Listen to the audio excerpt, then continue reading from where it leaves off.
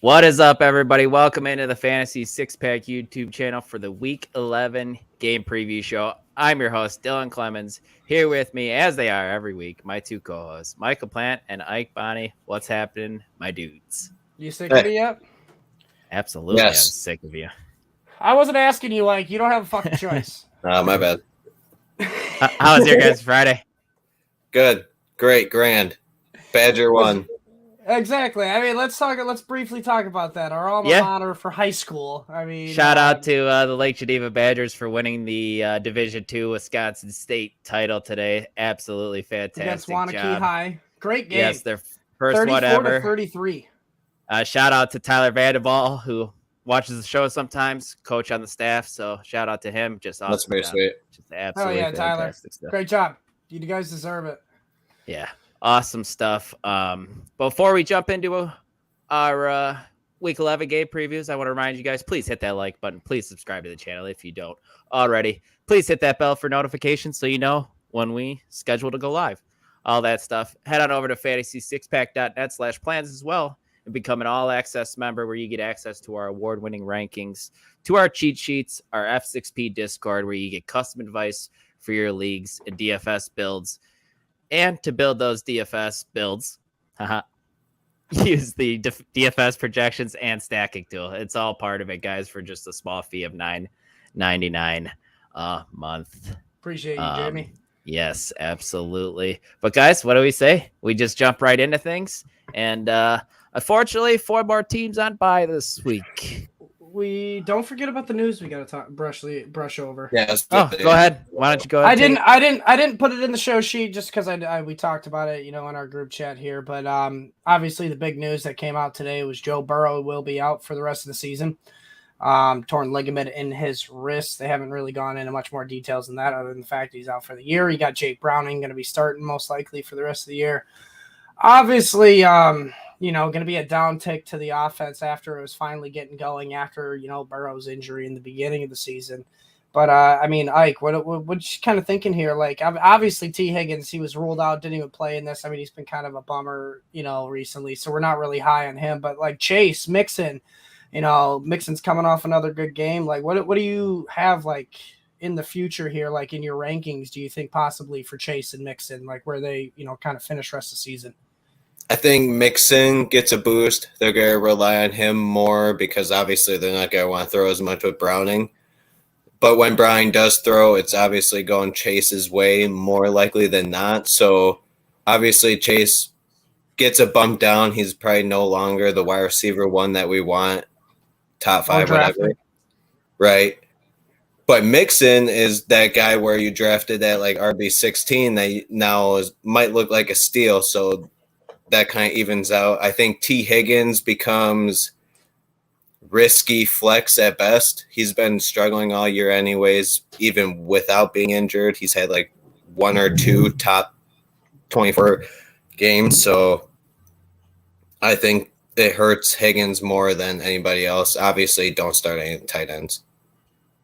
Actually, I mean, Tanner Hudson was coming on and kind of showed a little bit. But do you really not feel safe? Not anymore. In the upcoming week, being like, "Hey, I got Tanner Hudson." But it was odd to see Tanner Hudson get as much involved as he had been. I think it was 15 targets in the past 2 games from Burrow. Yeah. So I mean, knowing that the tight end landscape is an absolute wasteland, it's nice to have a guy who's getting 7.5 targets a game. But obviously, you should be picking up likely though for your main waiver target. Yeah, I mean, Mark Andrews out for the year as well with that ankle injury, and you know what Isaiah Likely did in his absence when he came on. So I mean, low end tight end 1, but yeah, he averages like 9 to 10 points a game without or when starting with Andrews out. So that's around top 12 tight end, top 14. Yep. Hey, I mean, and Richard, I mean, right on time, right on cue. He said he needs a tight end because Andrews is out. Just offered Kirk for tight end Ferguson. Thoughts? No serviceable tight end available. That's a little much. Christian Kirk? Yeah. Yeah. What other Kirk do you know? That's playing, not Kirk Cousins. Ferguson is a red zone threat, but he just doesn't. Yeah, I think he's I a think- solid tight end rest of the season, but Christian I Kirk's like value Christian Kirk way more. is higher. I think than you Jake could get a Ferguson's, little in my bit, yeah, a opinion. little bit. You better can of a tight offer end. way less of Kirk than for Ferguson. Like, honestly, for Ferguson, like Jerry Jeudy.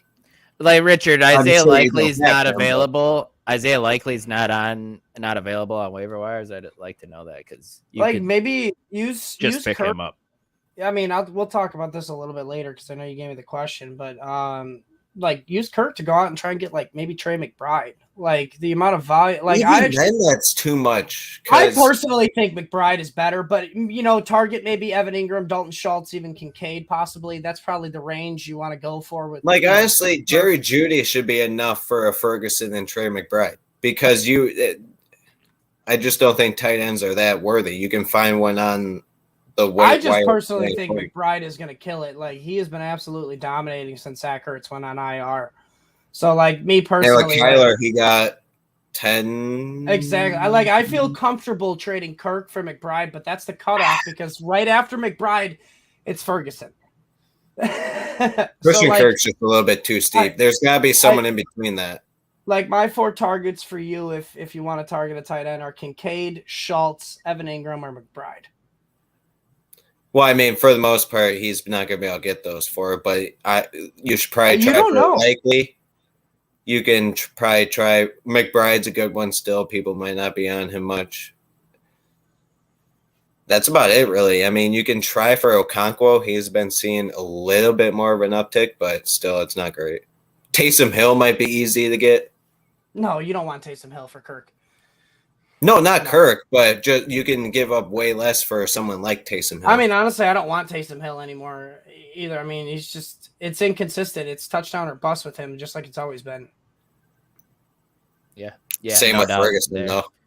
Jamie wants to know, is Jelani Woods ever going to be a thing? Not this year, Jamie. Maybe Granderson's more of a maybe thing. another year. Yeah, Al Ogletree has been more of a thing than him. Him too. Yeah, there's been 2 tight ends that's more of a thing on the Colts than Jelani. I think Woods Jelani's been out most of the year, to be honest with you, with an injury. You can honestly say Mo Alley Cox was probably more relevant than him as well. So that's funny. But all right, guys, let's jump into things here. We got 4 teams on bye. That's the Atlanta Falcons, Indianapolis Colts, New England Patriots, and the New Orleans Saints. First game here, the Dallas Cowboys taking on the awful Carolina Panthers. I'm just going to put it that way. Don't sugarcoat it. Like, everybody in this Dallas offense pretty much scored last week, except for Tony Pollard. Dude, what are we doing here? Is he still a lineup blocker? Like, are we thinking about sitting him for the likes of like Devin Singletary or something this week? What are your thoughts here on him this week against the Panthers? What's up, Alec? Hey, Al. with this matchup, probably not benching him for someone like that because Panthers are pretty brutal against the run. Pretty sure, if I remember this correctly, 2nd or 3rd worst. I'll look it up for you since you. Although it is a little bit 2nd. Cause for concern that since his injury in that playoff game, he has looked nowhere near himself. Well, he broke his damn leg last year in the that's playoffs. Right. So. Pre-injury, 5.1 yards per carry throughout his career. In 2023, he's down to 3.9. He's only hit 5 yards per carry twice in 2023. So, I mean, the offensive line hasn't changed much. Basically, the whole offense hasn't changed much. The only thing that has changed is either Zeke leaving, which hurts him being the feature back, or the injury has done worse than we thought, which I lean more towards the injury. So I do too. He's a low-end RB2. He should probably be started unless you got the likes of Breece Hall and maybe I'd probably start Kenneth Walker over him, but players like that for sure. Yeah, I tend to agree with that. It's just been a disappointing season for Tony Pollard. Oh, yeah, because you drafted him as RB5 probably. Yeah, around that for sure. 7. Yep. Top, 1st or 2nd round pick for sure, depending on the draft. So yeah, which definitely. Is weird. Why did we now look in hindsight? Why did we do that when a dude's coming off a broken? He's so efficient. Every time he touched the ball, he's so efficient. Though, I know. It's just another thing we messed up. It's one thing to tear ACL, things, man. But this dude broke his freaking leg. snapped it in half. That's hard to come back from. It's scary. You saying it's snapped in half doesn't make it better, Dylan. One more question about the Cowboys. Like, back-to-back good weeks for Brandon Cooks. 2 top 24 finishes, if I'm not mistaken. And he saw 10 targets this past week, too, man. Is he a wide receiver 3 rest of the season, or do you still need to see it more?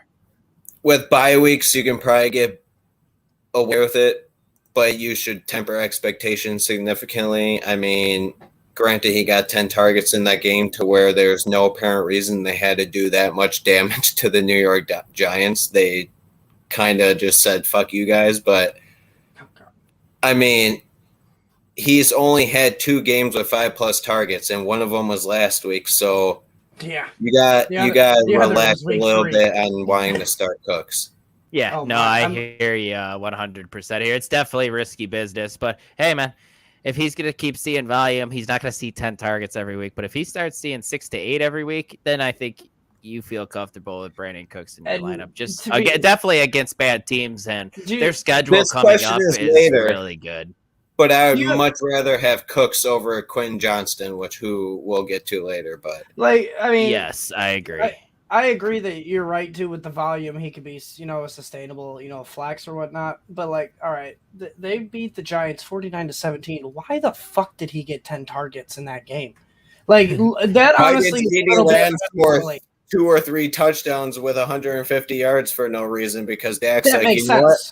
We just beating up on New York. And fuck the Giants, yeah. Playing me. Pretty much. Hashtag suck it, Keith. Yeah. Yep. No doubt. Let's jump over to the Panthers side of things, though. And guys, let's talk about it. Old man Adam Thielen started off the season hot as could be. Bryce Young has really started to struggle these past few weeks, and Thielen's fallen off slightly. Is he still someone you're starting, Mike? Just for instance, would you start him over Brandon Cooks this week? Still, just started off with that. Okay, absolutely. That's an easy one actually. But yeah, he's easily still a starter. It's just, guys, temper your expectations. The man's 33 years old. He's playing with a rookie quarterback. The offense is brutal. They're not throwing a lot, but he is the de facto number 1 right there in that offense. He's wide receiver 3 flex territory right now. He's still averaging 11.1 fantasy points a game the past 3 games, which is still startable. All right. You see 9 targets as well a game in that stretch. Just 47.7 yards though, on average throughout those 3 games. So he hasn't scored since week 6. So if he gets a touchdown, he'll creep back into the wide receiver 2 territory, but without the touchdown, he's going to be just wide receiver 3 flex, which is startable, especially in a week like this where you got buys and next week's by apocalypse. Yep. Crazy. Just a few weeks ago, I was ranking him top 10 when he was averaging 12 targets a game. Yep. He was just you rank it until he doesn't do it anymore, and he's just not doing it anymore. They had an offensive switch in the scheme for some reason. Is Chuba still a top 24 guy in your rankings this week? Yeah, because apparently Miles Sanders is cooked or so. I don't know what happened there. Granted, a groin injury is pretty brutal, so I get it. But, it's like the gun to that. And that's his go-to, man. Might as well be his catchphrase. Kyle's got a question here before we jump into the next game. Start McBride or Marquise Brown in the flex PPR 10 team. I'm 6-4. Still give me the wide receiver. Give me Marquise Brown. I'm still going wide. I never want to start tight end over wide receiver. Don't feel confident, guys. I mean, McBride has gotten more targets with Kyler Murray. We'll go over the Cardinals later, but one time still. But I mean, McBride is also he's getting shorter targets, and we've seen that he can get yak with it. So it's it's a lot closer than you think. I don't think you're as confidently playing Marquise Brown in that matchup. Ooh, I think honestly, you're another question with Jacoby Myers later on. I think you're good either way, but I still start Marquise Brown just slightly. Yes. Then another one from Richard here. Standard PPR need wide receivers to Deontay, Ridley, or Jacoby Myers. Looks like it's only pick one, Ike. Just a wide receiver 2. Johnson, Ridley, Deontay, my bad. I get to talk about both, so I'm pretty excited about that. That's fun that you get to talk about both those receivers. It's Deontay for me. Ridley's just not seeing enough volume. I know Deontay had a dud last week, but he still saw, what was it, 7 targets? I'll look that up, but I think it was only 4, but still, it was a rough game for him. Yeah. I think it was only 4 targets. It was only 4 targets. The offense, it just can't get going, man, right now. That's interesting. I'm But curious still, to see what happens with Pat being added back. I've got the into stats the on lineup, Jacoby too. Myers with Aiden. You don't want that. Yeah, You don't want Ridley right now. He's only getting about 5 targets a game. That's nothing. Well, Jacoby is worse, so I'm going Deontay because volume. Yep. Like, it's Deontay, but he's just the worst. He's the best out of these worst options. Actually, Deontay's next. Jamie's calling Pollard 5 touchdowns this week, like Mixon did last year during his touchdown route against the Panthers. Remember, lazy script writers. He says, "Fair." Like that. Deion said weekend just got done bowling for football talk with Burrow. I like it. Burrow out. How do you see Chase's volume? We kind of already touched on it, but go ahead again. I was just going to say, yeah, you missed it. That was one of the first things we touched on. The volume is going to have a downtick. I asked Ike about it. Obviously, Chase is going to be down. I don't think he ever said what he's probably going to be rest of the season, but Jamar Chase is a wide receiver 2 rest of the season. Yeah, I was like, don't expect the wide receiver 1 or where you drafted him, but with Burrow, he averages about 10 targets a game. With Browning, expect 7 to 8. Let me spit it to you guys this way. Before you go, because I have a feeling this is maybe where you're going. I had this talk with Sean. He's the Chase owner in our league. He's 7-3. He's trying to make a playoff push, and he just has pretty much got a downtick on Chase. All right, and he's like, hey man, this is a keeper league, and he goes, that's where it kind of throws it off, and you can't really do much, in a keeper league, but possibly think about trading Chase. The trade deadline is literally this week. All right, so you're going to have to make a quick decision. But if you're pushing for the playoffs and you need wins right now, Chase might not be the guy to get you those wins right now. Or maybe you want to add just a little bit more firepower to that playoff run. I mean, if it's not a keeper league, I'd be trying to move Chase for something right now, because right now Chase is just going to be a meddling wide receiver 2. Yep. The rest of the season. Although on the offense, other than Mixon, he's going to be the guy. So T. Higgins, on the other hand, only caught 2 of 7 targets, though, like in that game, and the touchdown saved his ass. So, 7 targets is not a lot. I don't know if he gets the 10-plus targets game. No. Like I said, he was getting with Burrow, 6 to 8. And you got to cut down the catch percentage because they're not going to be as good of quality of targets from Jake Browning. So, yards per target will be down too. Pretty much everything. Your ceiling's it helps Mixon. If you have Mixon, this helps. But yeah, that's I don't know if that's where you're going with it, but yeah, I would look to try and maybe trade Chase if you're trying to still get wins here. Yeah, I definitely hear that side of the argument. Dion, let us know how you bowled, man. I'm curious. I didn't. I shot 739 on Wednesday, sick flex, I know, but Angelo says here for practically no experience, Browning looked okay. He did look okay.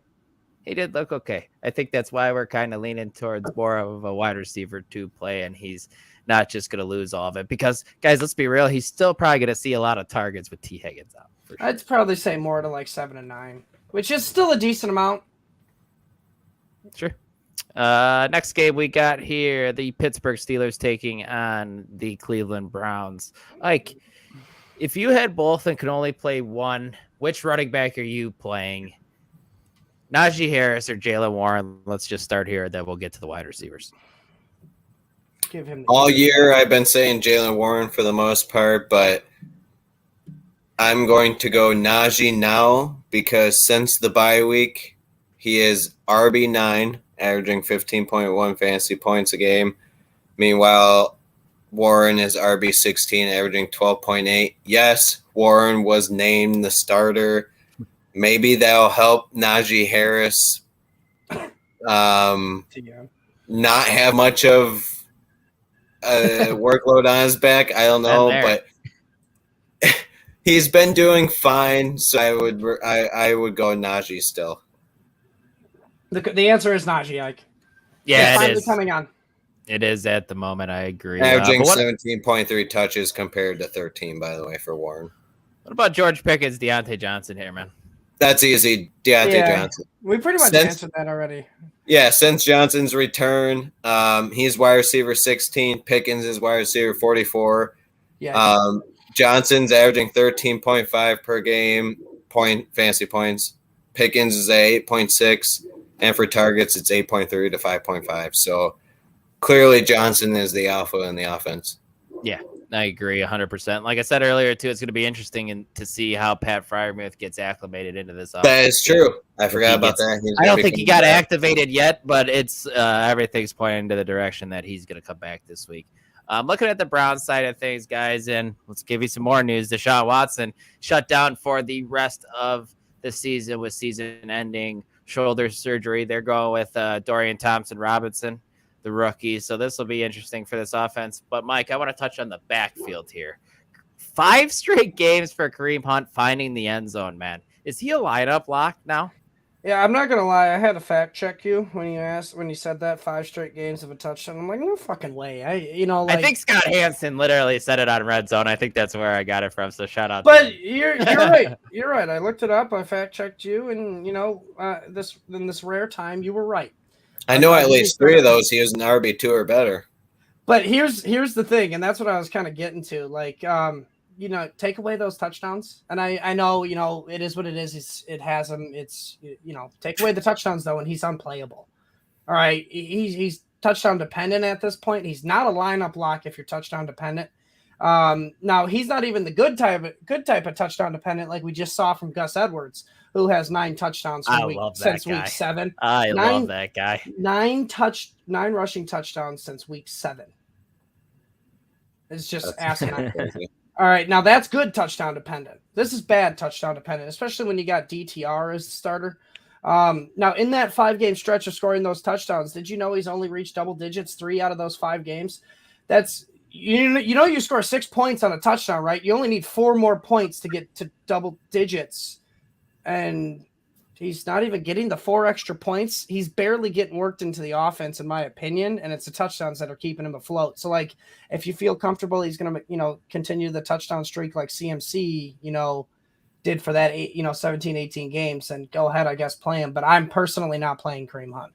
They're going to go heavy running game here is what I'm thinking here. And I could see Kareem Hunt and both Jerome Ford getting double-digit touches, so I don't mind either of them. But if DTR does what he did his first start, which, again, didn't have a full week of practice, so that could change, there's going to be too many 3-and-outs to have even any viable chance for Kareem Hunt or even Ford possibly. This game's going to be an ugly, grinded out, I'm so glad I got the game or something, Browns man. defense. This is going to be interesting. And then, Mike, one more question here. If you had to rank all 4 of these running backs in this matchup, Jerome Ford, Kareem Hunt, Najee Harris, Jaylen Warren, how would you rank them this week and rest of the season if it changes? Honestly, I think it's the same rest of the season and this week. It's Ford for me first. Then it's Najee, Hunt, and then Warren. Just because, like, if Hunt continues to get touchdowns, he is going to continue to be better than Jaylen Warren. That's the thing. Where Warren is not getting touchdowns, that's Najee Harris in the red zone. I'd rather have Harris over Ford. Really, Ike? You've really flipped on that one. That's interesting. I have. I'd rather have Warren over Hunt as well. Because I partially agree with Dylan. Like, they're going to rely more on the run game, where Ford has been more dominant. Ford has been a good running back this year on the ground. Passing game too. Yeah, he has not been bad in the passing game either. So I feel like they lean heavily on Ford to where he just gets a little bit more volume than Najee. Where Najee has been playing phenomenal lately, though. It's just phenomenal for him is 12 points. Right. Okay. Next game we got Chicago Bears traveling to Detroit to take on the Lions. Justin Fields is coming back now because I don't expect him to win. Justin Fields is coming back. Is this a good thing for his pass catchers, or would we rather have Tyson Bagent there? We would not rather have Tyson Bagent. So for Kmet, this isn't as bad. With Fields, Kmet's averaging 2.1 fantasy points per game more. But with Fields? Yeah, with Fields. Or with Bagent. Okay. With Fields. For DJ Moore, with Justin Fields, he is averaging 12.4 fantasy points per game more than he is with Tyson Bagent. So only 12, huh? if you're a DJ Moore fan, you're kind of that's a good week for Najee right there. Let's be real. you're kind of jumping up and down. It's definitely skewed a little bit because of what he did to the Commanders that one game. Even then, he's still literally averaging around 12 points a game without that one. And with Tyson Bagent, he maybe got over 10 once, I believe. So if you're a DJ Moore fan, you're jumping up for joy. Even if you're a Cole Kmet fan, this kind of helps. At first, I thought Cole Kmet was doing better with Tyson Bagent. Yeah, that kind of surprised me. But I checked the stats, and it's actually 2.1 more for Justin Fields. Yeah, and I like it too. You like Khalil Herbert more too with Justin Fields as a starter. I'm interested in that. Honestly, I don't care about the running backs right now. Not this week. I'm kind of interested in it. Deonta Foreman's banged up. Khalil Herbert's coming back. Like, I wonder what we're going to see from this backfield. Just a mess? Or I wonder if Khalil Herbert's just going to come back. Too much of a mess or too many questions for me to want to start anywhere. Mm-hmm. Yeah, you don't want to really start any of those guys this week, but it's just better overall for like every position player for the Bears to have Justin Fields back. Yeah. You can't load the box against Justin Fields. You can load the box against Bears. Mm-hmm.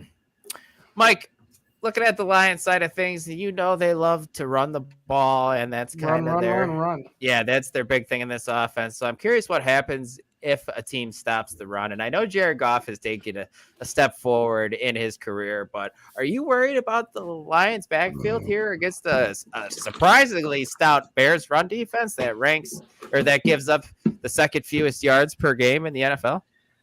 I wouldn't say it's surprisingly stout. It's just better since they got Sweat. Otherwise, they were not that great in the beginning. Like, you wanted to start your running backs against the Bears, but since week 9, since Sweat is starting, the Bears have allowed the 16th most fantasy points to running backs. In that week 9, it was against the Saints, Alvin Kamara. It's pretty solid, holding him to the 16th best. Week 10, last week, they allowed the second least amount of points to running backs. Now, granted, they were playing the shitty Panthers, Chuba Hubbard, Miles Sanders, that combination. So, like, it's a little bit of, playing against a good opponent, and also their defense has been improving on the run game. All right. But we're talking about the Lions offense here, and we're talking about the Lions O-line. The Lions O-line's a top 5 line in the league. Gibbs, just himself, the last 3 games, is averaging 5.8 yards a carry behind that line. Monty's at 6.5 his last 3 games. It's going to be, not easy, not like just, walking all over the Bears, but I do have full confidence in both of these running backs. Last 3 games, both of them are RB2s. Gibbs is an literal RB2 the last 3 games at 27.9 points, and Monty is RB14 at 14.3. So both of them are playable in this matchup, I think, honestly. And Monty is my silly string pick of the week this week.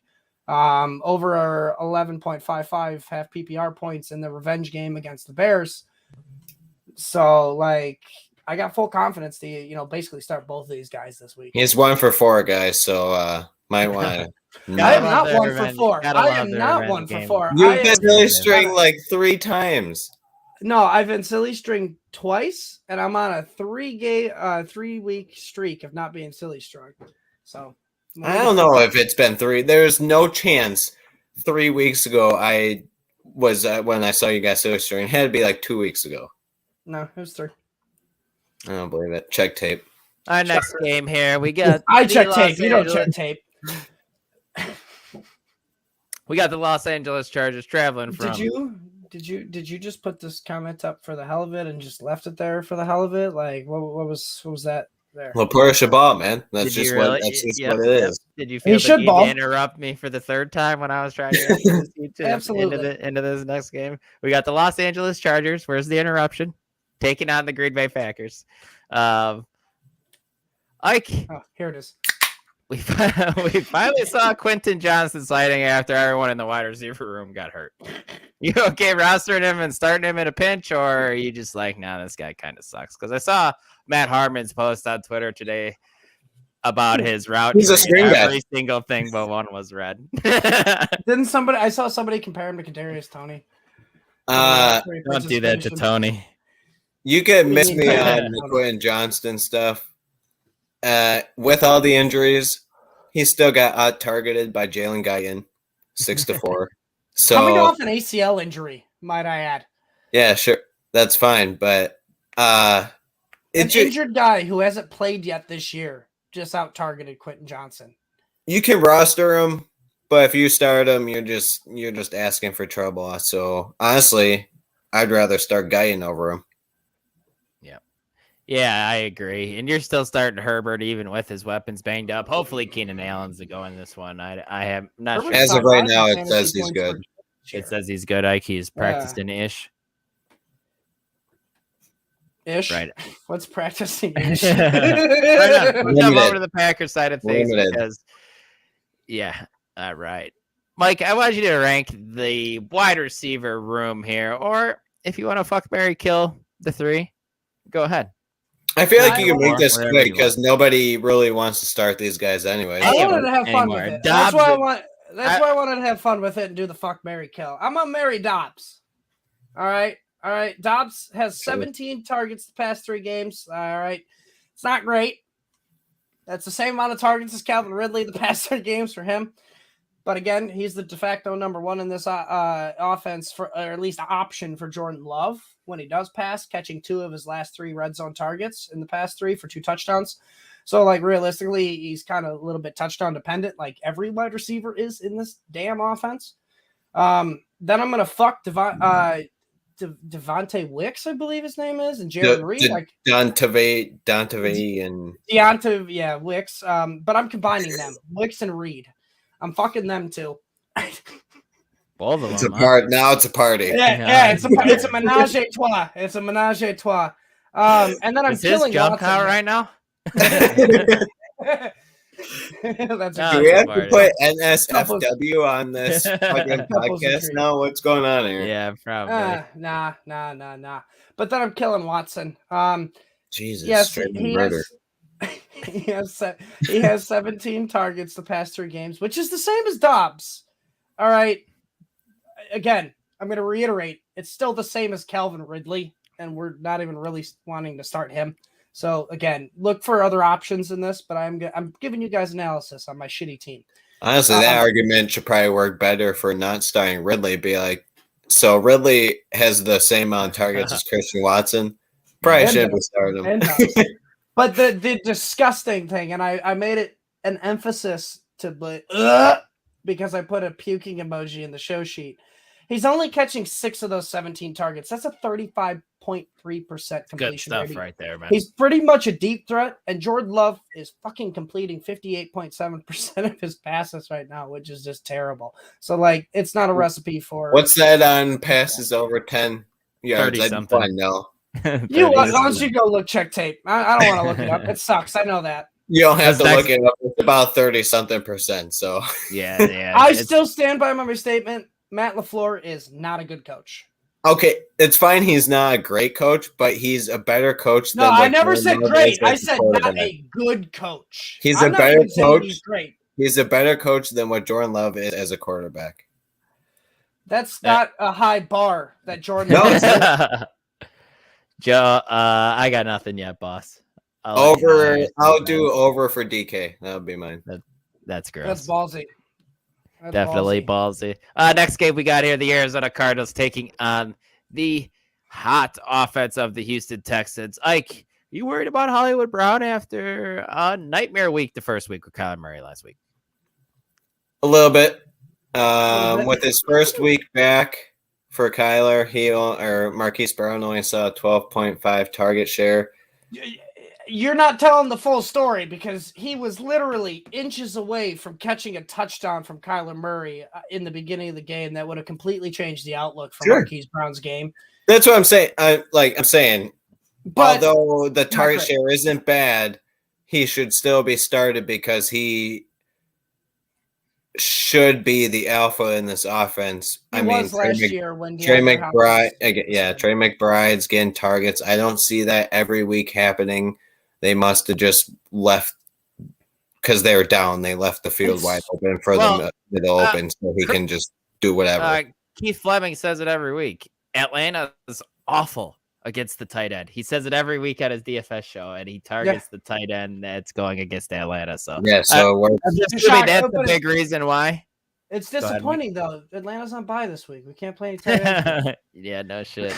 No shit. I played Trey McBride in DFS the last 2 weeks, and it's cashed in.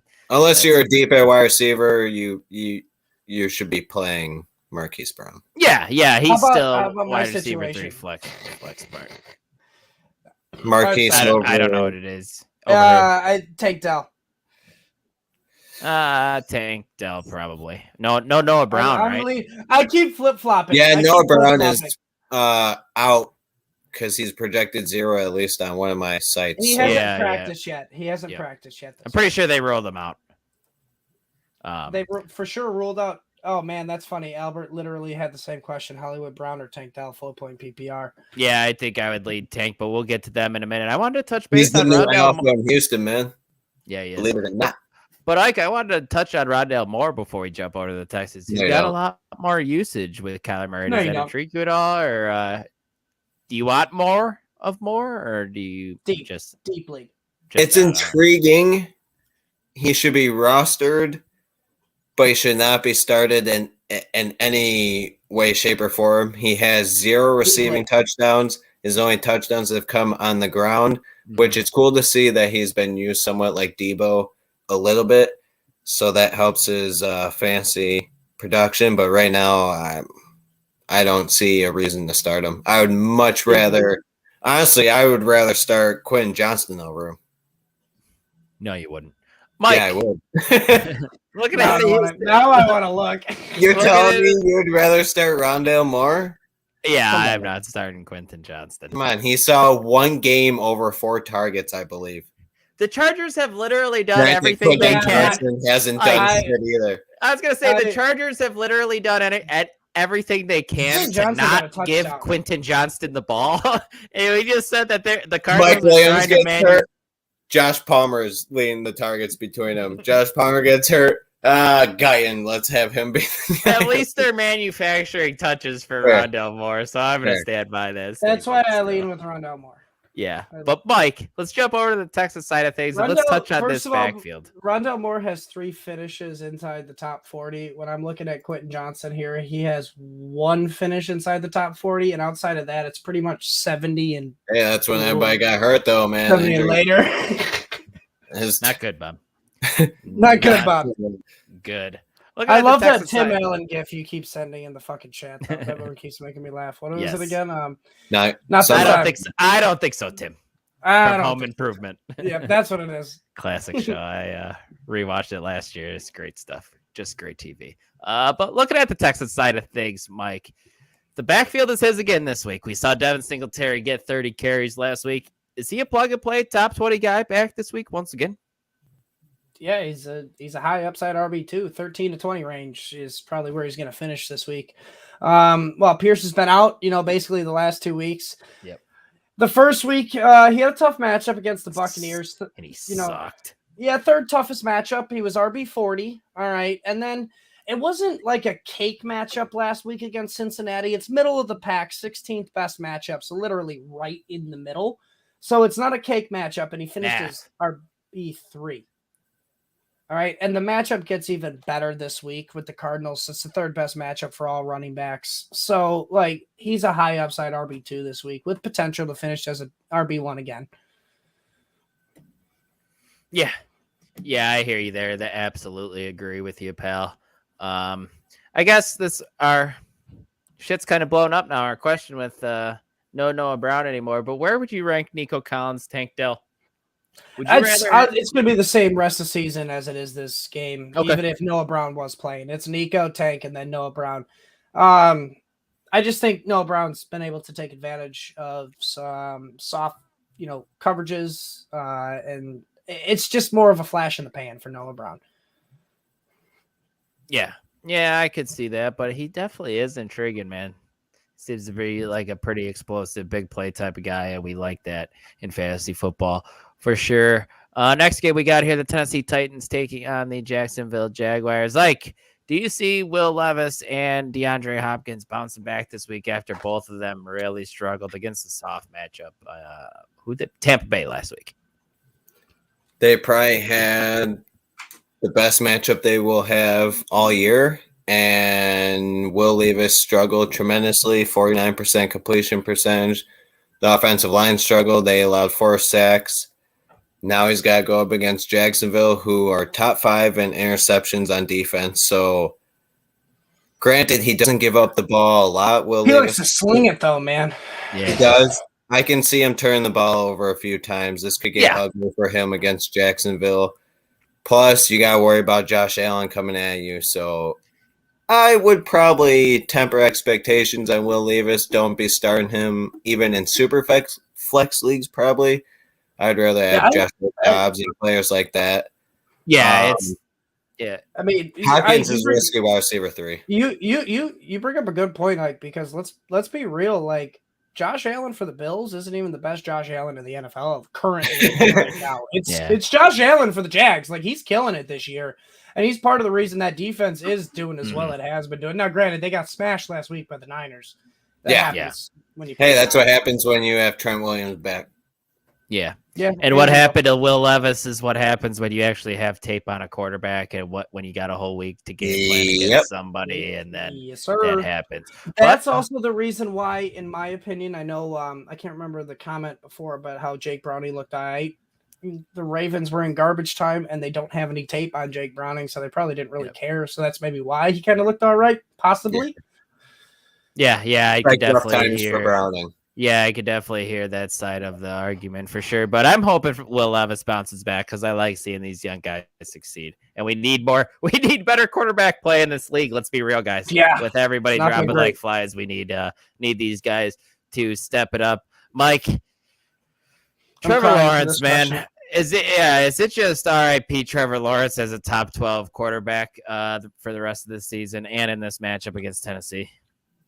I'm going to quote a very wise individual who acted in a lot of great movies. That is correct. Chris Farley. Yeah, you're right. He's just not a top 12 quarterback for the rest of the year. And, he could possibly get hot down the stretch. But it's just not looking great. He's only got 2 top 12 finishes through 9 games this year, and the matchups just aren't generous in the future. Week 11 against Tennessee, 8th toughest matchup against QBs. Following weeks 12, 9th best matchup against Houston, which is all right. You get a top 10 matchup. Then it's following week Cleveland, 2nd toughest. Following week Baltimore, the toughest. Then you get Tampa Bay, which is the 7th best, but then we're right back to the 10th toughest matchup in week 16 against Carolina. So, it's just not great matchups, along with the fact that Trevor Lawrence just ain't throwing the ball very much. All right, this offense don't need to throw the ball very much because of that defense and because of that run game. So, it's unfortunate. I'm crying about it. Would you rather have Trevor Lawrence? Got something in my eye. Would you rather have Trevor Lawrence or Joshua Dobbs the rest of the season? Trevor. I hate you. Give me Dobbs, actually, because you're going to probably get Justin Jefferson back, and that's going to increase the weaponry even more for Dobbs. Dobbs is back-to-back games of 30-plus points for that offense. Yeah. Yeah, no doubt. And he could be getting Jefferson back. I don't know if he just said that. Just trade for Dobbs. If he's getting Jefferson back, he's got Jefferson, Adams. All it's going to do is help. It's not going to hurt. Yeah, agreed. And then one more question before we move on to the next game. And I think I know your answer from the way we've been talking, but Calvin Ridley or Christian Kirk this week, Mike? Give me 30 seconds on this. You know the answer. It's Kirk, and it's until Ridley shows he can do it again because he's only getting those 5.7 targets the last 3 games. It's just not enough. Kirk's getting 7.3, which is better, but again, still not even that great. That's like wide receiver 3 territory. Yeah, no, for sure. It's not great stuff here. They're just not passing a lot. They're not. Travis Etienne wheels up, man. Next game, we got the Las Vegas Raiders taking on the Miami Dolphins. I got clever with this question, man. Devontae Adams and Jacoby Myers versus Jalen Ramsey and Xavier Howard. Who wins? WWE fight. Unfortunately, no QB involved. Unfortunately, it's probably going to be 50-50 because I think Adams is still solid wide receiver 2 with Aiden O'Connell. Right? It's O'Connell. Yes. Yep. That a boy. Pride of Stevenson High School in Illinois here. He's got 36% Devontae Adams has a 36% target share with Aiden O'Connell 3 games. He's averaging 10.3 targets per game and 12 fantasy points. Meanwhile, Josh Myers is averaging a 12% target share with 3.7 targets Myers, per game. The kicker? Yeah, Jacoby Myers. Are you talking the center for the Packers? Anyways, please don't be starting Jacoby Myers this week because that's his TED Talk this week. Please, it sucks, man. Get him out of your lineup. Look at what Jacoby Myers was doing the first 6 weeks of the season, and now yeah, but that's what Jimmy Garoppolo. I know. And he now lost it's his just shit job. stuff. He's done. I agree with you. Like Myers is done. We love And Josh it moves Jacobs. Adams to mid wide receiver too, though. Yeah, Garoppolo I was do part agree of that with shitty QB play you're talking about. For sure. Looking at the Dolphins side of things, Mike, curious your thoughts. You're the only H-Chan owner here out of the 3 of us. Math is interesting. What do you expect from this backfield with H-Chain back healthy?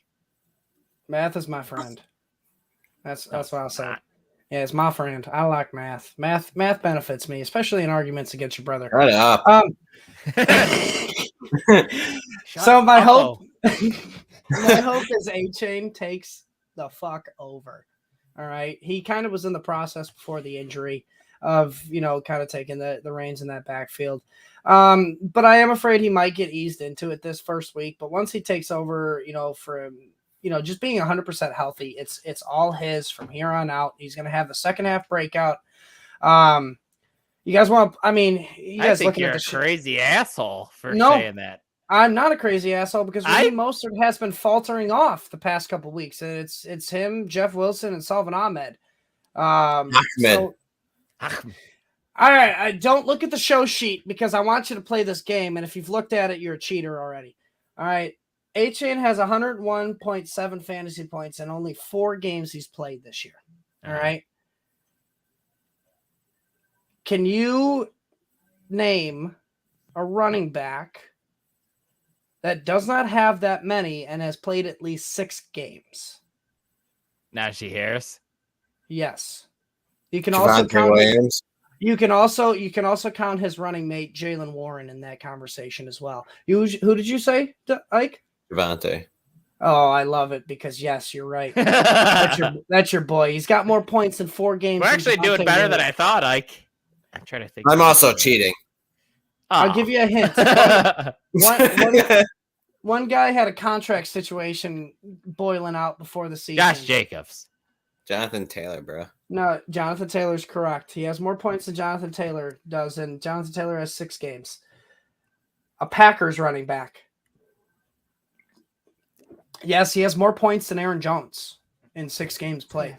I don't even think Aaron Jones played 6 games there. No, he has. He has played 6 games. I looked it up. I fact-checked me. Like I said, before I started, math is my friend. And then also James Conner, who's also played 6 games. All right. Now, this is the one I really, really wanted it to be true. But technically, this running back has more points than A-Chain, but it's literally by 1 fucking point, and that's Saquon Barkley, who's played in 7 games so far this year. Like that is just, I mean, I know it's, just to add context to it, that was 4 games for A-Chain in this offense. Like, the sky's the fucking limit for this guy. Yeah, for it's sure. It's not a Cleveland Browns hoodie, man. It's a hoodie. 3 and 7, 8 math. That's a record, problem bro. with all those guys is 1, 2, 3, 4 of them were hurt either but before the year or most of the year, games and the other 2 were in the timeshare. They have all played more games than A-Chain.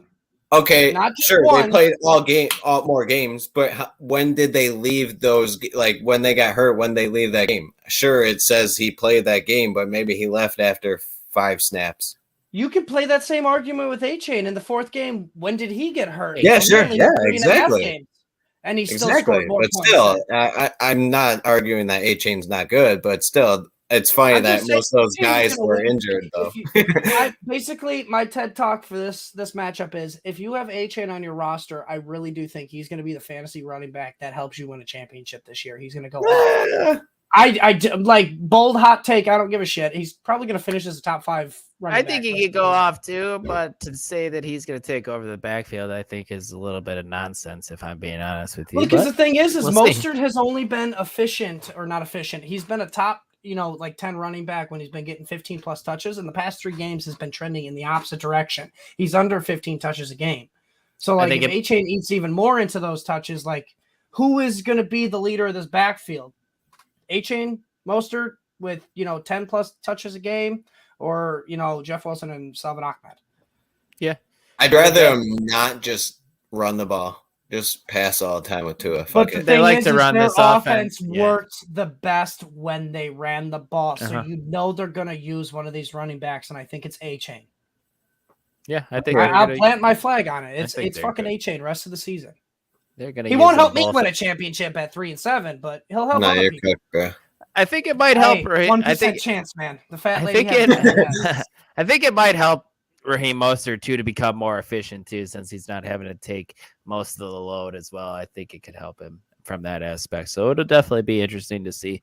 Next game. The last of the noon games, 1 o'clock games. Can I ask you one question before we move on? Just because this is sure. A-Chain or Javonte Williams rest of the season? Probably A-Chain. I agree. Okay. Although Javonte is seeing a good, I do know like. We're gonna talk about him a little later. I do like the workload he's seeing. Yeah, but I'm just curious because that's your boy.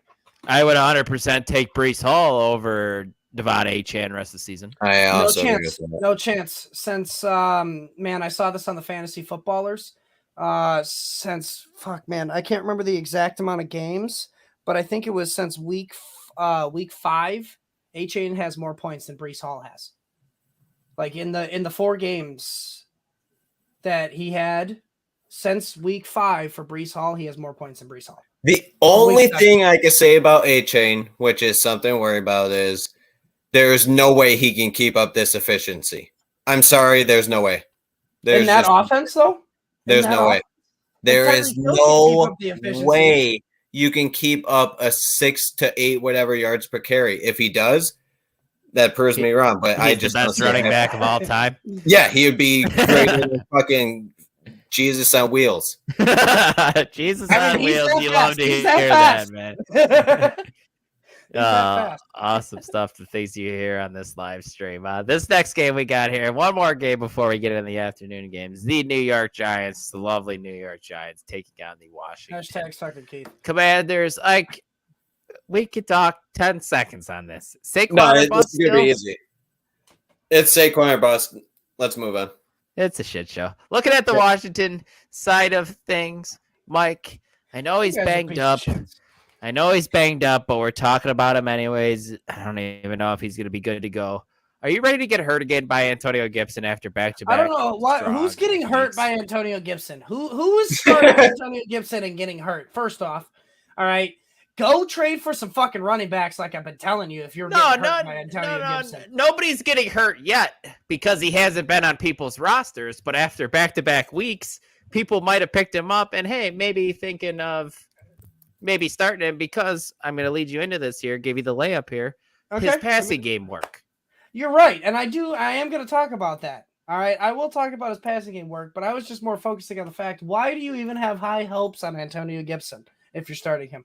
He is just a desperation flex play at this point, and the targets are helping him.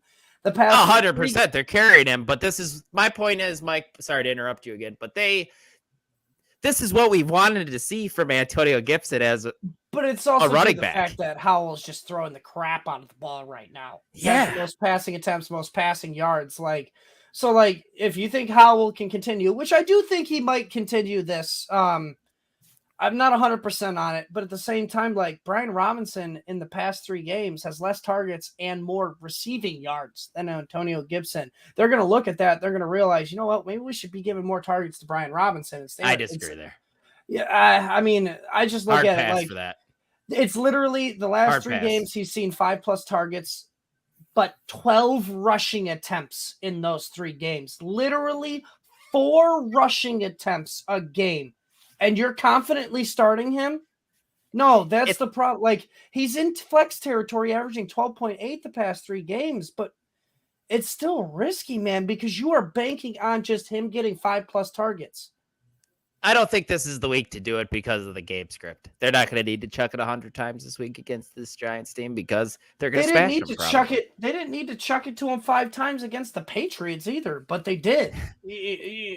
So, it's just kind of random at this point. It's just so weird that it took them this long to realize, hey, maybe we should just ease off on the rushing workload, and maybe let's give the former wide receiver at Memphis the receiving work. It's goofy stuff. I just love that they're finally using him like this. Yes, it's not ideal with him getting the carries like that. Jamie, I had to start Gibson last week in a deep dynasty start, 12 roster, and I never. Hey, found the end zone, man, and caught 5 balls. That's 11 points. Like, he's desperation play right now. That's my point. Is don't have high hopes for him because he's kind of just a desperation flex. Like, as well as I do, the RBs are not great right now. Nope. And you want to bank on Antonio Gibson, who's just keeping afloat. It's been worse, man. We're banking on Gus Edwards, and he's just on the back of touchdowns. So that's my guy, man.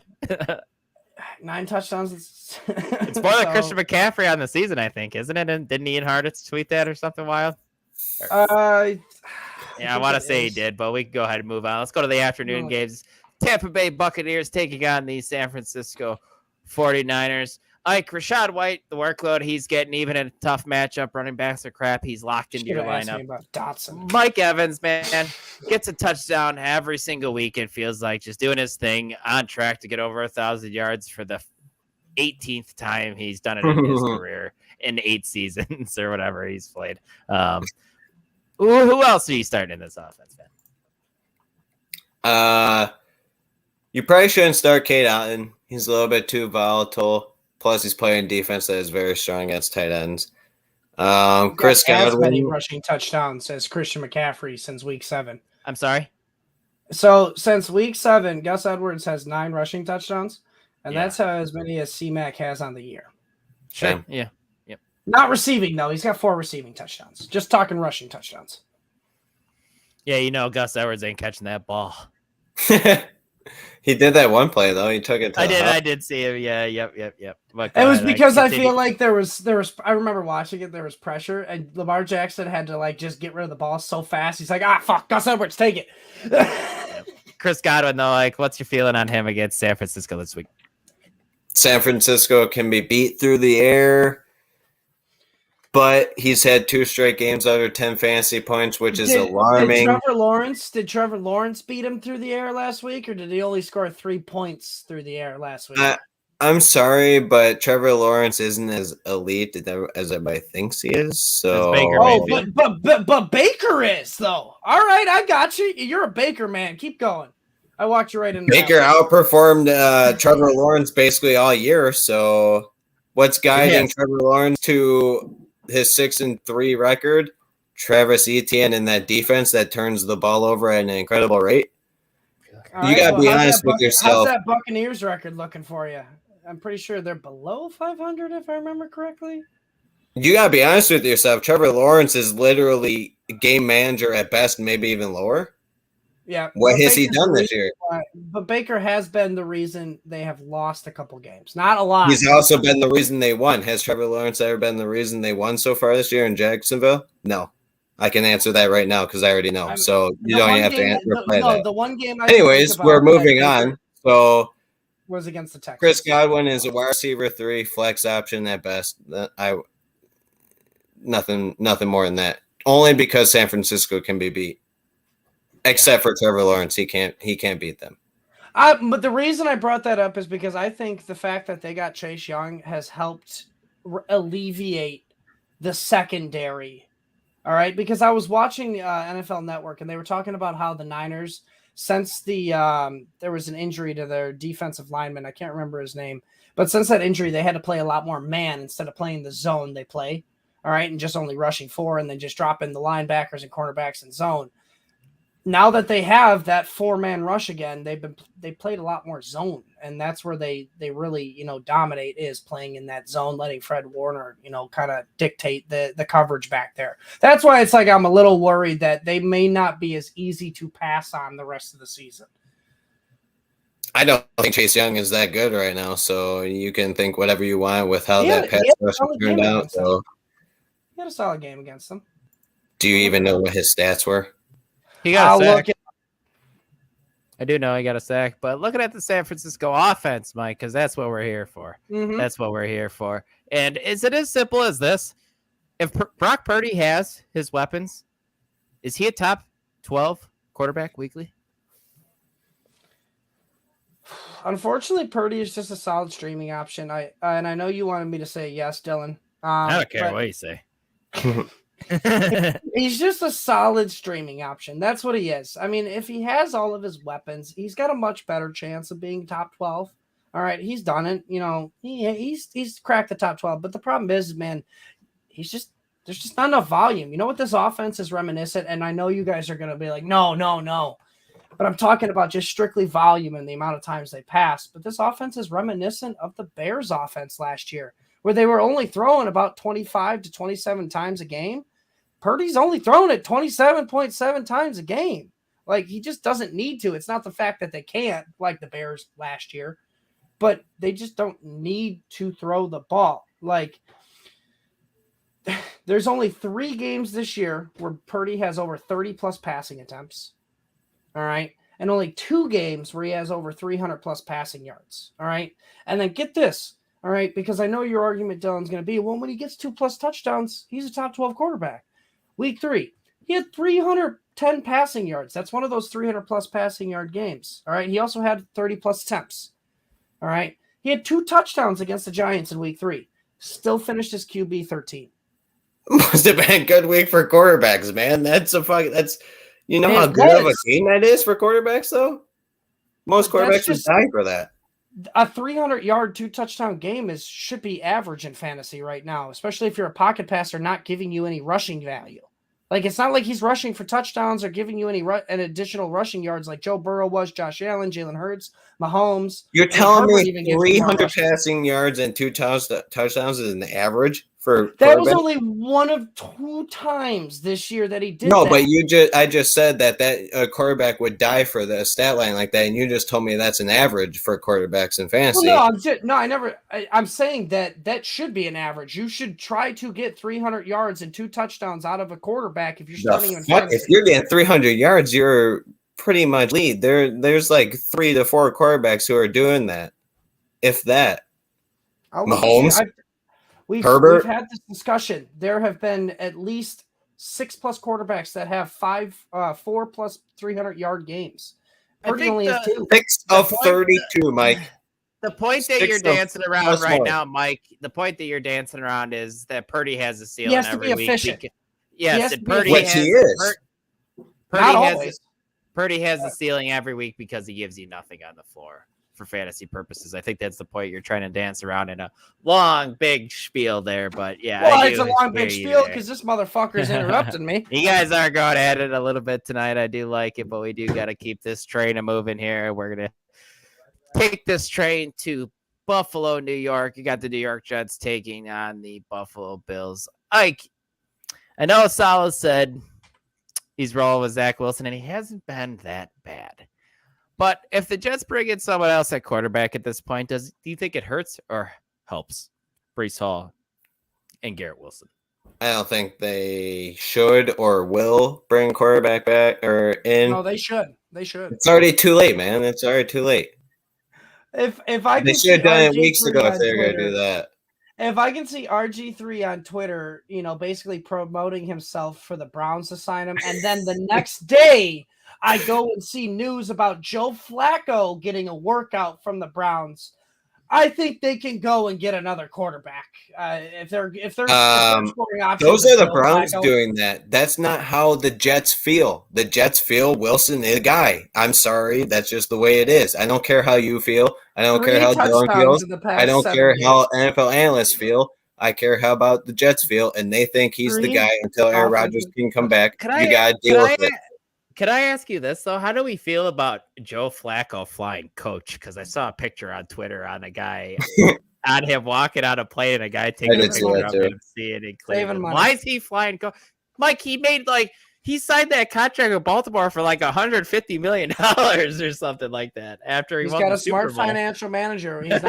He's not working. Why are we paying for first class tickets? But dude, he's a big ass dude too. You mean to tell me he's like 6'4", 6'5", 6'6", somewhere there? I'll tell you what, he ain't going on no Spirit. leg room on those planes. No, he definitely ain't going on Spirit. He ain't flying coach on Spirit. He better at least bet on American or Delta. I agree with you there. Yeah, but this is definitely the talk everybody wants to listen to. But let's.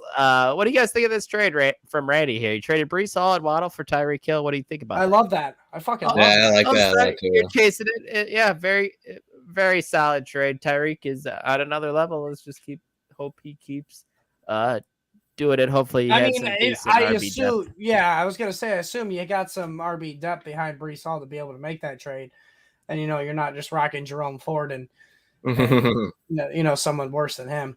Mike, go ahead. Mike, looking at the Bills side of things, how many tight ends would you rather start than Dalton Kincaid this week? I love that you gave me this question. I really love that you gave me this question. This is why I was kind of high on McBride, because after I did this research, I will take Kelsey, and it's in this order. I'll take Kelsey, not Cassie, Kelsey, Hawkinson, Laporta, Kittle at 4, Trey McBride at 5, and then I have Kincaid at 6. That's fair. Those are the 5 I'd rather have in front of Kincaid. And honestly, you can make an argument to flip-flop McBride and Kincaid. But I think those two are... I'd honestly rather have Kincaid over Kittle and Trey McBride. Kittle is so boomer bust. Kincaid seems to be very consistent these past few weeks, so that's why I lean that way. But we're getting a new offensive coordinator that might just fucking flip everything up on your head and not involve Dalton Kincaid. Yep. And maybe they just funnel everything to Stephon Diggs, But that's like last 3 games, McBride is tight end 4 in fantasy points per game at 17.3, which is better than Kincaid, and seeing 9.3 targets a game. So like you can, I'm like you, but I can make the argument probably for McBride over Kittle instead of Kincaid. 10 seconds. I think both should be over Kittle. Ike, what's your panic meter on James Cook? 10 seconds on it. I'm not super panicked. He looked all right. Just he's obviously not going to get the goal line work, and obviously Josh Allen doesn't. How many times throughout this year are we going to say that? Obviously, he's not going to get the red zone work. Just stop. It's because he always asks me about James Cook, and it's the same thing. He's not going to get the goal line work. He looks good. He averages a decent amount of yards per carry. Just he's not getting enough. And Josh Allen doesn't throw the running back, so it is what it is. Leonard Fournette possibly coming on to the hang out of the damn ball, James Cook. And just because he fumbled one damn time, Sean McDermott, you don't bench a guy. That's my rant on James Cook there first. They probably would have won if they kept him in. He was running the ball very well, except for that fumble. No. That wasn't the reason they lost. The 12 men on the team and the field goal attempt by the fucking Broncos was the reason they lost. They shouldn't even allowed them to get that far down. Yep. The beginning. That's why they right now. That's why they fired the offensive coordinator, because the special teams had 12 men on the field. Makes a whole lot of sense. You think they would have fired Ken Dorsey if they would have won that game? That's just ridiculous. Let's miss that like a 35-yard field goal, and they're a mess right now. Please, for the love of Liza, please fire Sean McDermott and please come take over for Matt Eberflus in Chicago. God, I hope that happens. Come on, give me all of that. Mike, I hate you being desperate as a Bears fan, because you just literally want every coach. Give me John Harbaugh. Give me. I don't want John Harbaugh. Cheater. Give me that. Why don't you want John Harbaugh? He's been cheater. He has a over 500 record, and he's been in the Super Bowl. He's changed every team he's gone to. Cheater. Cheating or none. Still Houston trying. Houston Astros are a cheater, and they're still fucking good. I hate the Astros. Next game, we got the Seattle Seahawks taking on the Los Angeles Rams. Ike, does Zach Charbonnet playing more than Kenneth Walker for the 3rd straight week, let me mind you, mean anything to you or no? I mean, it's cool that he's playing more, I guess, but Kenneth Walker is getting all the high priority looks. Take away that 64-yard touchdown. Kenneth Walker gets out produced by Zach Charbonnet, but still I'm leaning towards Kenneth Walker. I'm leaning towards Kenneth Walker. He's no longer the RB1 that he was, but he's still He's still a man. It's almost like I should have started Joe Mixon over Kenneth Walker this week. Ah, darn.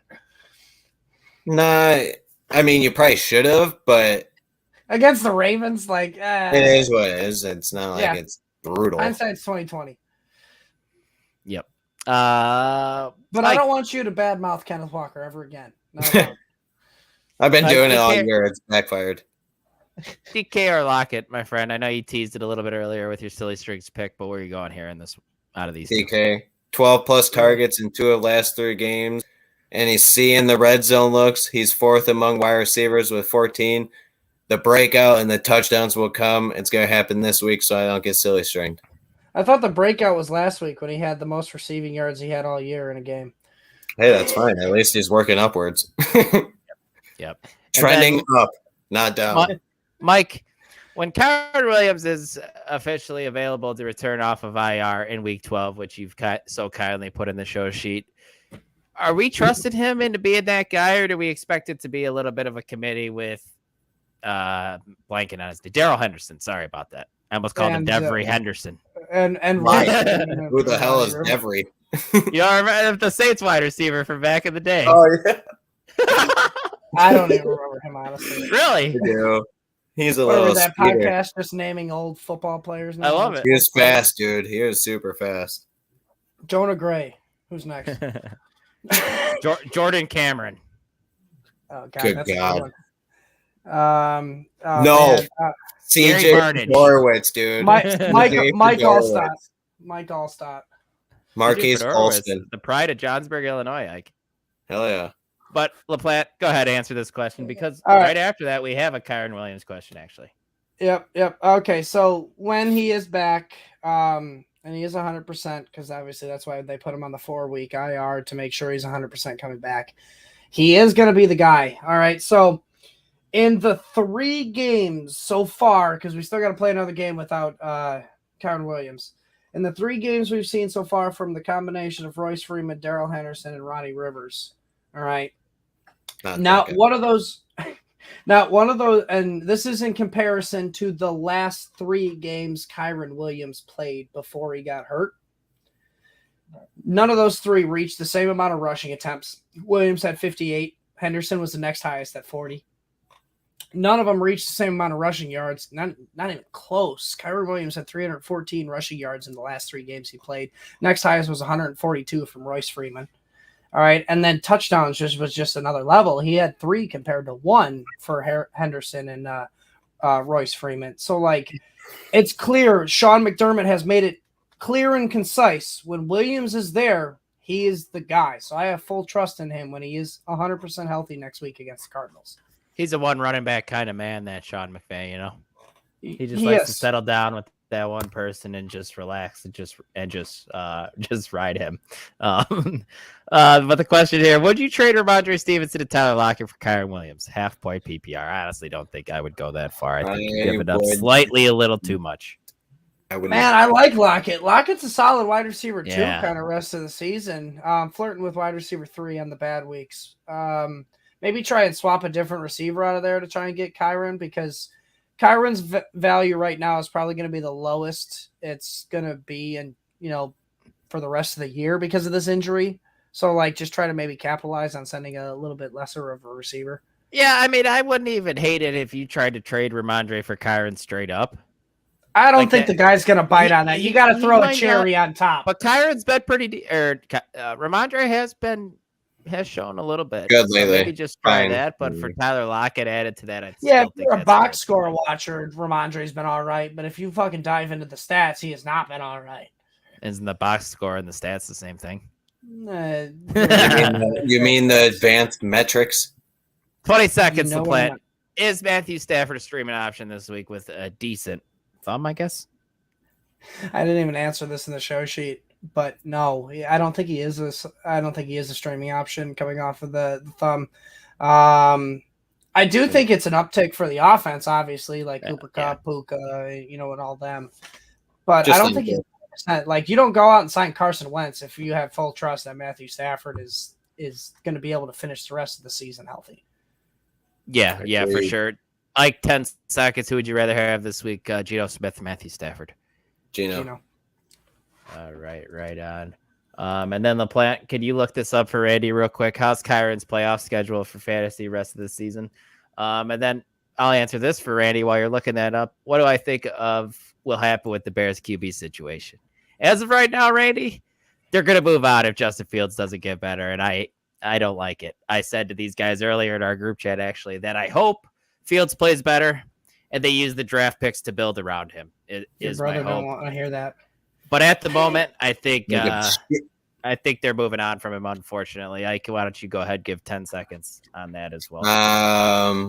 If they have the first pick, thanks to the Panthers, it's going to be hard to pass up what some say is a generational talent of Caleb Williams. I know a lot of people that I know don't really want Caleb, but you're just going to have to deal with it because if you don't take him, it could be another Trubisky over Mahomes type situation if you decide to go Drake May or someone else. Yep. And then, Mike, did you find that? Because Angela's got us covered too. He beat you. I got the matchups, but I was actually looking at like the actual hey, second best matchup. Sure, go ahead. Best matchup. Go ahead. And I was looking at just from the surface value. I was looking at it like Baltimore, not a great matchup against running backs. Washington, not a great matchup against running backs. New Orleans, these are all like bottom, half matchups. Giants are good though. Giants are a good matchup. So 3 out of the 4 games are tough matchups for Kyron Williams. So he's going to be a volume-based play, but I wouldn't expect the high ceiling throughout those playoffs when you're going against Baltimore, which is the looking here, Baltimore. They are the 13th toughest matchup against running backs. You got Washington, who is the 16th best or toughest matchup. Then you have, who else was it? New Orleans. The Saints, which is the 4th toughest matchup. But then you get the Giants, who is the 30th. No, not 30th. I hate organizing this. The 11th best matchup. Yeah. So literally one matchup is in the top half in a favorable matchup for Kyron Williams as far as that goes. So there's not going to be much of a ceiling, but he's a volume-based play because the man averages 18 touches a game at least when he is healthy. Yep, agreed there. Sunday Night Football, we got the Minnesota Vikings taking on the Denver Broncos. And all of a sudden, fellas, this is an intriguing matchup between these two teams. Ike, what are your thoughts on Ty Chandler this week, if no Alexander Madison, who's not trending in the right direction this week? I'm sure you could find a better option out there.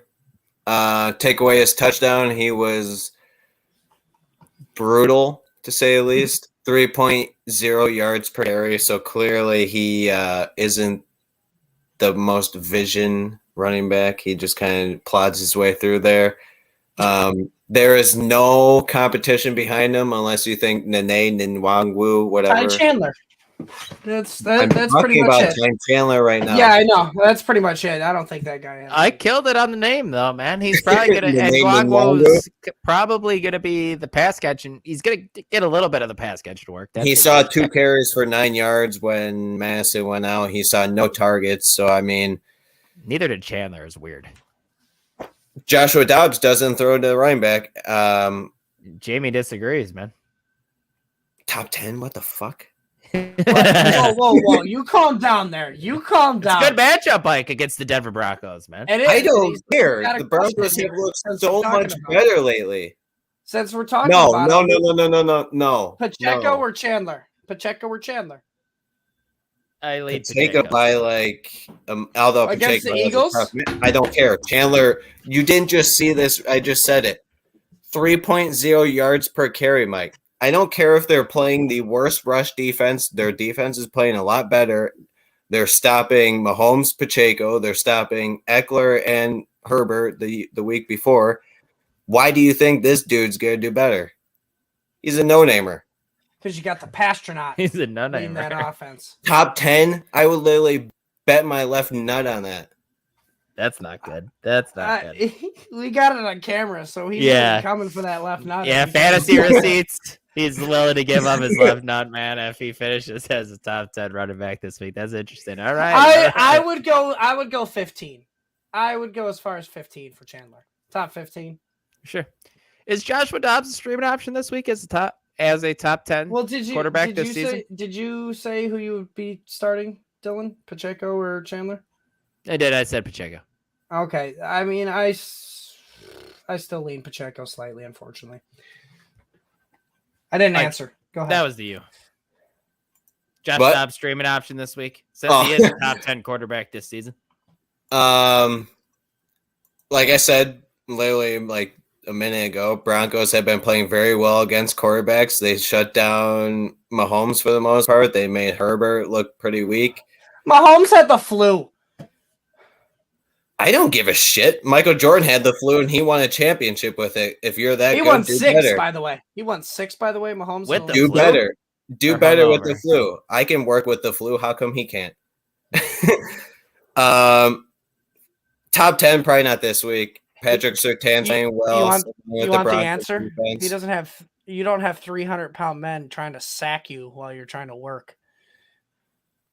Well, Sometimes. he barely has to deal with that too because he's barely getting pressured. So we can talk about that later.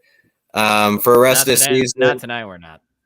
For the rest of the season, he has good matchups. He plays the Bears, the Raiders, and the Lions coming up. So he has a shot at top 12.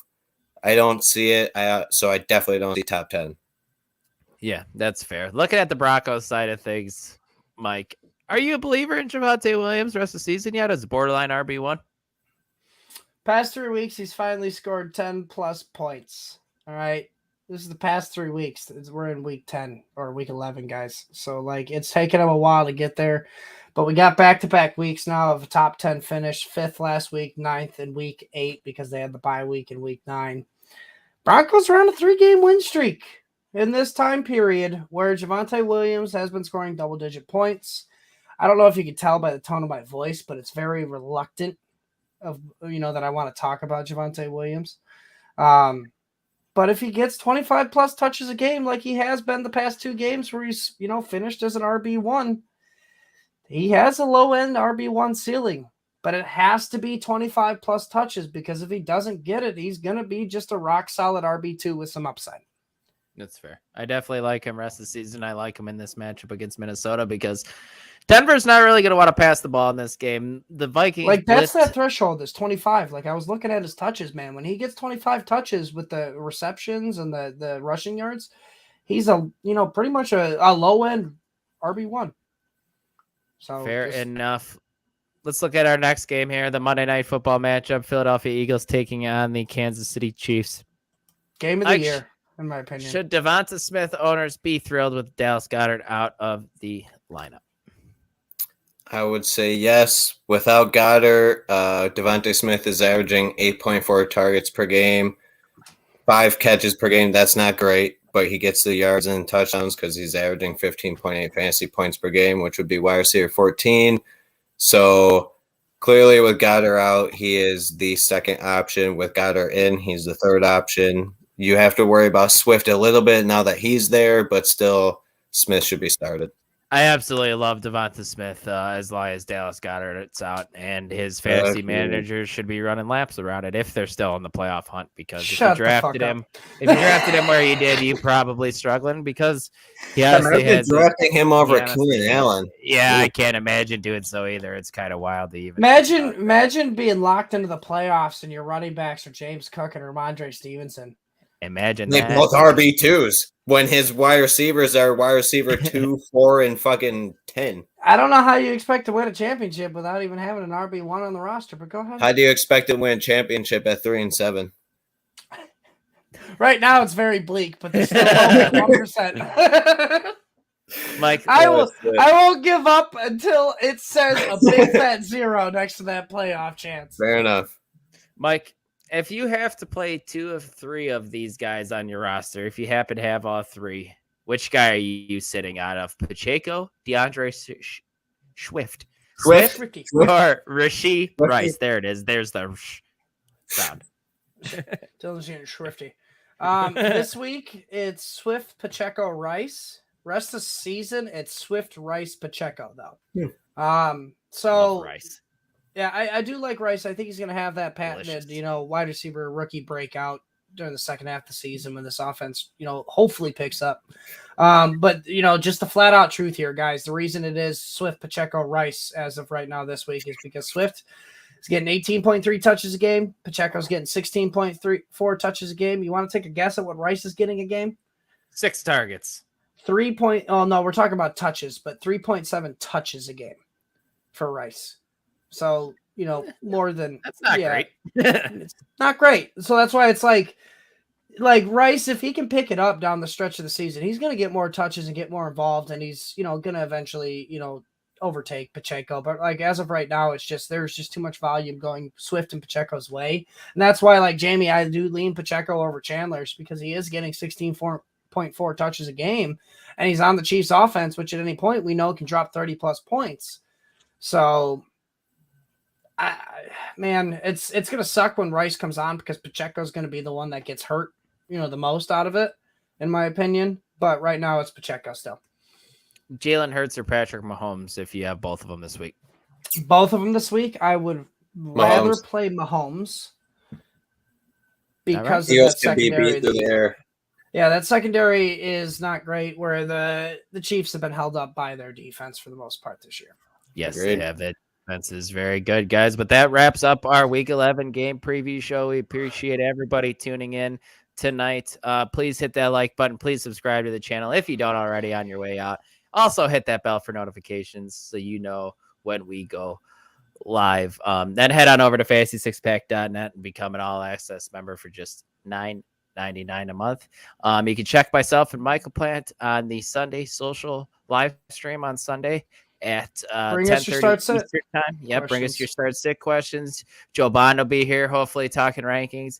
Alan Sandage will be there as well, talking his bets. And then bring your DFS lineups for Chris Robin and Dave Eddy. Absolutely, guys. But until Sunday and until next week, we will talk to you then. Peace.